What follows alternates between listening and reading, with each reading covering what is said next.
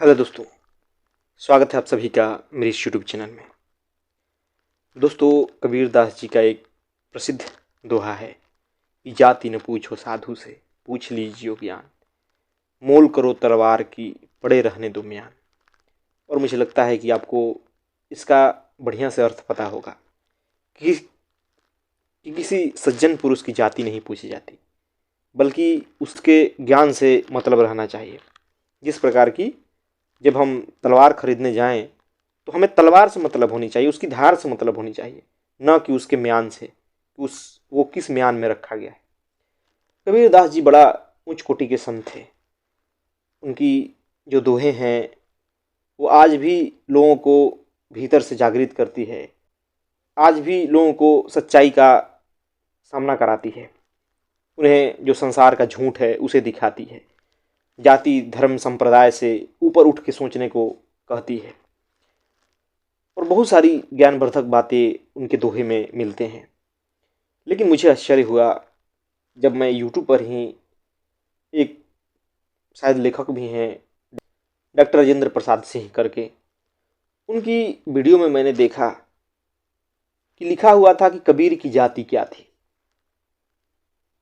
और भी कई प्रकार के ऐसे वीडियो मिले कि रैदास बौद्ध थे या क्या थे, या इस प्रकार की तमाम तरह की बातें उनके वीडियो में मिली, जो कि एक इतिहासकार हैं, उनकी काफ़ी किताबें भी हैं शायद। मैं एक आध वीडियो सुना और मैं सुन करके दंग रह गया। वो किस प्रकार कबीर की जाति बता रहे हैं कि कबीर इस जाति के थे। रैदास को वो बौद्ध साबित करना चाहते हैं कि रैदास तो बौद्ध थे। और जो भी उनकी वीडियो थी, जो भी उनकी बातें थी, वो सारा का सारा इस ध्येय से लिखी गई है कि इस देश में जो अतीत है वो बौद्धों का था। सारे इतिहास को मिटा करके ब्राह्मणों ने अपना धर्म चलाया या अपना कुछ जो भी कुछ किया, और इस प्रकार वो उनके बातों का भी अपना अर्थ बता रहे थे। तो मुझे देख के बड़ा आश्चर्य हुआ कि आखिर ये कर क्या रहे हैं। जिस कबीर ने जात पात का विरोध किया, जिसके लिए हर मनुष्य समान था, जिसकी खुद दोहा में ये बातें आती है, उनकी जाति लोग ढूंढ रहे हैं। कितनी आश्चर्यजनक बात है। क्या संतों की भी जाति होती है? लेकिन इनके लिए वो लोग संत नहीं है।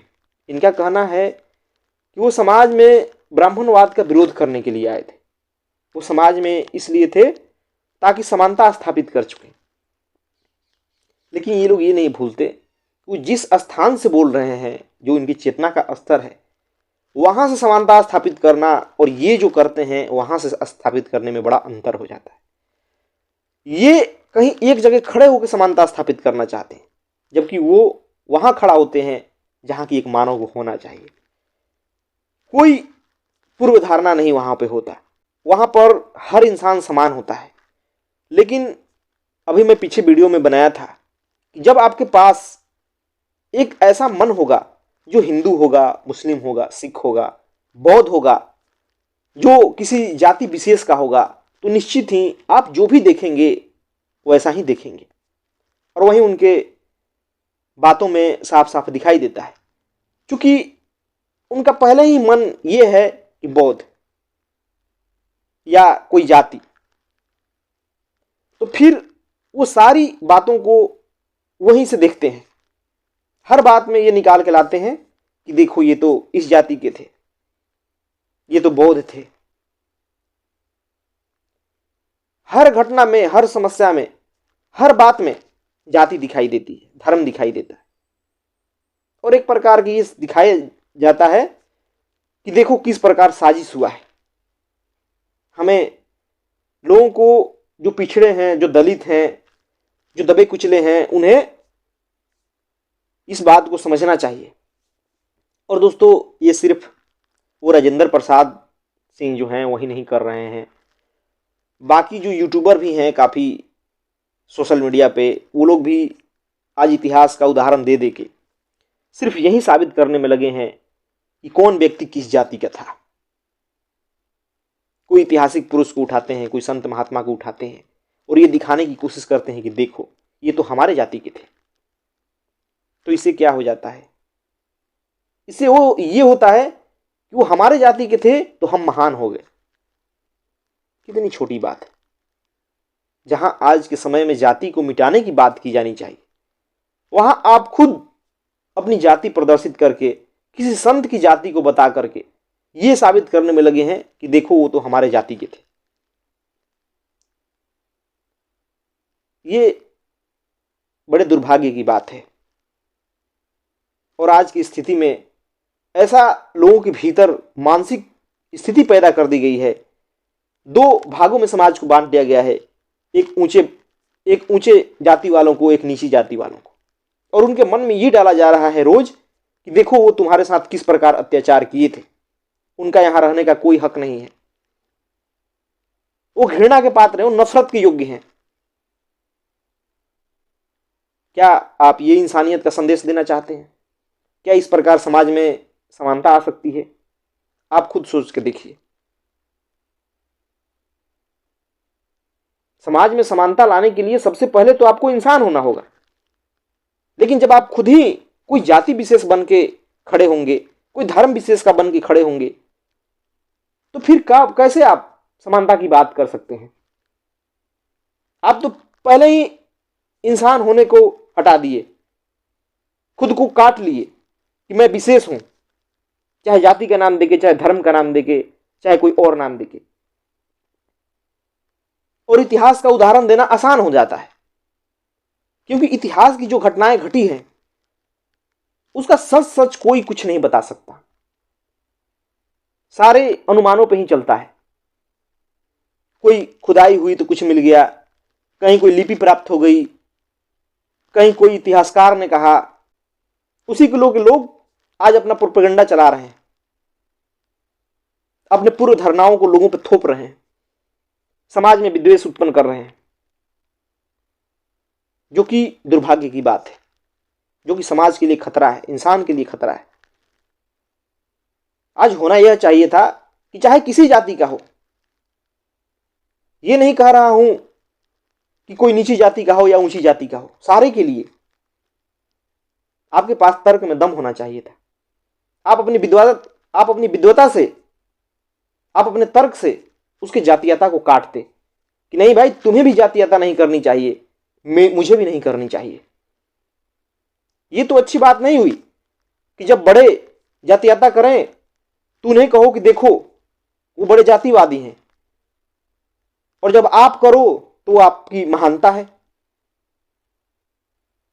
लेकिन ऐसा हो रहा है, आज ये देखने को मिलता है। लोग अपने जाति को गौरव देने के लिए पता नहीं क्या क्या कर रहे हैं, और ये दिखाने की कोशिश कर रहे हैं कि देखो मैं कितना महान हूं, मेरी महानता देखो, मेरा शौर्य देखो, मेरा साहस देखो। और एक प्रकार से और एक से एक हुल्लड़बाजी हो रहा है,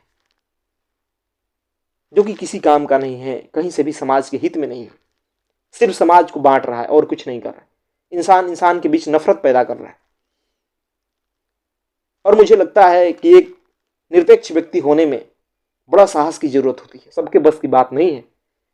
अपने आप को इंसान कह देना बहुत बड़ी बात होती है। तमाम जात पात के, तमाम धर्म संप्रदाय के, तमाम लिंग भेद के ऊपर उठना पड़ता है।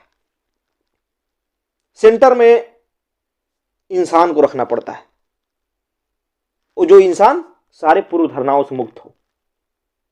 लेकिन जो आज इंसानियत का झंडा लेके घूम रहे हैं, जो यह दावा करने में लगे हैं कि हम तो विज्ञानवादी हैं, हम तो धार्मिक नहीं, हम तो नास्तिक हैं,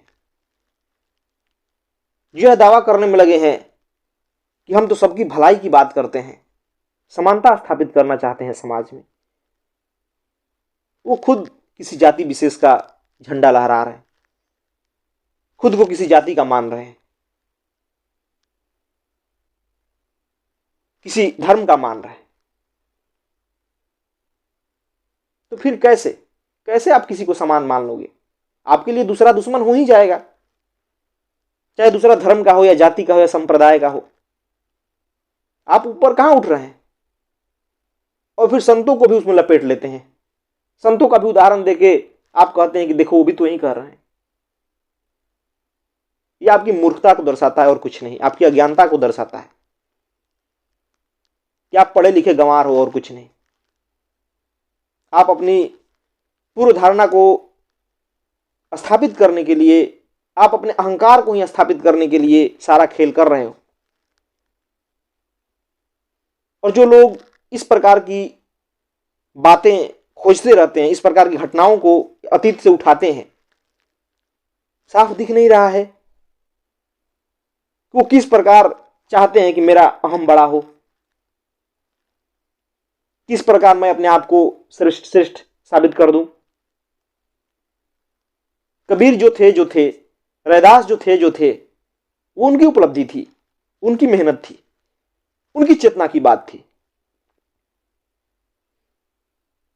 आप उनको लेके क्यों इतना गर्वान्वित हो रहे हैं? उनकी महानता आपकी महानता नहीं साबित कर देती।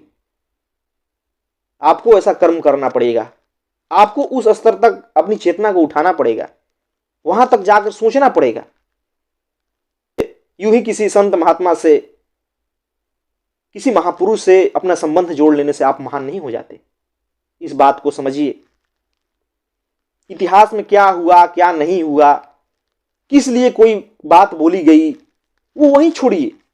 इस प्रकार घटनाओं के उदाहरण दे के सिर्फ लोगों को भ्रमित करना है और कुछ नहीं। कुछ नहीं हासिल होने वाला उससे। मान लीजिए कि वो नहीं थे, कुछ और थे, तो क्या हो जाएगा इससे? आपके अहंकार को बस बल मिलेगा और कुछ नहीं। अब जो कबीर की जाति बता रहे हैं, अब उस जाति के लोग होंगे जो वो खुश हो जाएंगे, देखो ये तो मेरी जाति के थे। कितनी शर्म की बात है कि उस ऊंचे पुरुषों को भी हम अपने लेवल पे उतार लेते हैं। जिस ऊंचाई से वो बात कर रहे हैं वहां से हम अपने घटिया मुद्दों पर, सतही जीवन पर उतार लेते हैं। उनकी गहराई से हमें कोई मतलब नहीं है। उनकी दोहे की कहीं चर्चा नहीं है, जो वो सीख दे रहे हैं उसकी कहीं चर्चा नहीं है। चर्चा इस बात की है कि वो आखिर जाति, उनकी जाति क्या थी। कितनी शर्म की बात है, कितनी मूर्खता की बात है, आप सोच कर देखिए। सोक्रेटिस का एक कथन है कि जो निम्न स्तर के लोग होते हैं, जो आम लोग होते हैं, उनकी बातें व्यक्तियों पे होती है। जो औसत दर्जे का मस्तिष्क होता है वो घटनाओं पे चर्चा करता है, और जो मजबूत दिमाग वाला व्यक्ति होता है वो विचारों पे बात करता है। Great minds discuss on thought. अब आप सोक्रेटिस के कथन से समझ सकते हैं कि ये जो घटनाओं की इतनी चर्चा कर रहे हैं, किसी व्यक्ति पे ही इतनी चर्चा कर रहे हैं, इनका स्तर माइंड का कितना है, दिमाग का स्तर क्या है, आप सोच सकते हैं। ये लोग विचार पे बात ही नहीं करते। विचार पे जब बात करेंगे तब उसका कुछ समाधान मिलेगा। विचार पे बात करेंगे तो आज आपको कई प्रकार की समस्याएं दिखाई देगी, लेकिन ये उलझाए हैं, ये खुद उलझे हैं घटनाओं में, वो भी इतिहास की, जिसका 100% सही प्रूफ देना मुश्किल है। कोई कुछ नहीं कह सकता, जैसा मन आएगा वैसा इतिहास रच देगा। और ये बिल्कुल होता आया है। जिस प्रकार का यहां केंद्र में मैं बैठा होता है उसी प्रकार का इतिहास रचा जाता है। निरपेक्ष लिख पाना किसी के बस की बात नहीं है। जो जैसा रहेगा वो उसमें अपनी छाप डाल ही देगा।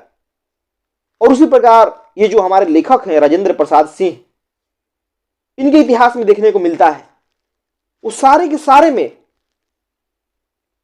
उनके केंद्र में चूंकि बोध बैठा हुआ है, उनके केंद्र में चूंकि ब्राह्मणों से नफरत बैठी हुई है, बोध बैठा हुआ है, इसलिए वो सारे के सारे में यही दिखाने की कोशिश कर रहे हैं कि किस प्रकार हर जगह बोध ही है, किस प्रकार साजिश हुई है।